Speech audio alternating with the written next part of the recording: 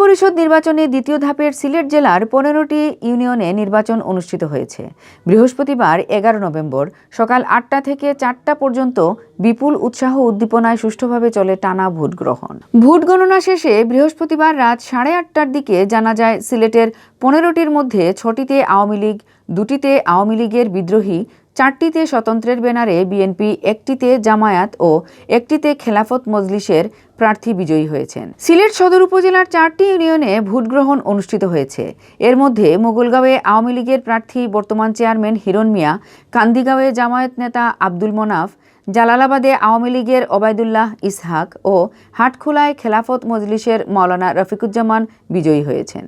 কোম্পানীগঞ্জ উপজেলার 5টি ইউনিয়নের মধ্যে ইসলামপুর পূর্ব ইউনিয়নে স্বতন্ত্রের ব্যানারে বিএনপি নেতা আওয়ামী লীগের হুসেন আলম, তেলিখালে আওয়ামী লীগের বিদ্রোহী আব্দুল ওয়াদুদ আলফু, ইসা কলসে বিএনপি সমর্থক সাজ্জাদুর রহমান, উত্তর রনিখাইয়ে আওয়ামী লীগের ফয়জুর রহমান ও দক্ষিণ রনিখাইয়ে আওয়ামী লীগের ইকবাল হোসেন এমাদ বিজয়ী হয়েছেন।